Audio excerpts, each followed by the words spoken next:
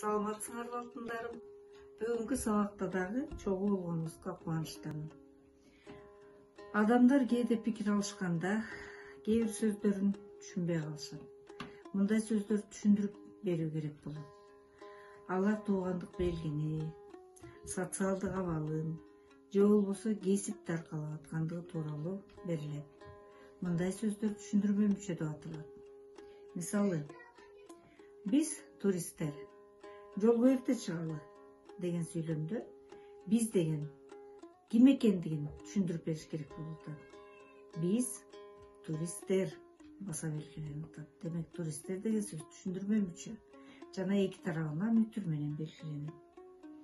Айдайдын сиңдимдин экзаменден өткөндүгүн уктуңбу деген сүйлөмдө айдайдын, кайсы айдайдын, сиңдим айдайдын деген маани келип атат, туугандык белгини билдирген.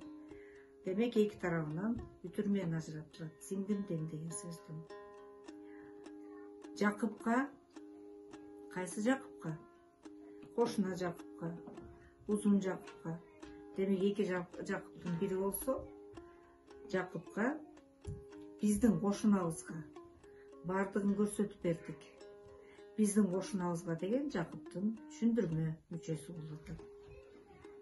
Алтындын кени бизде, Кыргызстанда жатат деген сүйлөмдө бизде деген сөздү түшүндүрөбүз. Бизде болгондо кимде? Жердеби, суудабы, үйдөбү? Демек, алтындын кени бизде, Кыргызстанда деп түшүндүрүп берип атат. Мына ушуга карата түшүндүрмө мүчөлөр мындай эле бир кыска, нуска сүйлөп коюу керек. Бирок ушундай кыска берилген ойлорубуз супсак, көрксүз, кургак болуп калышы ыктымал.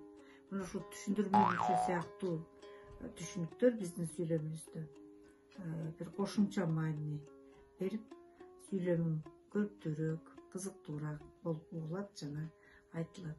Саламатта калгыла.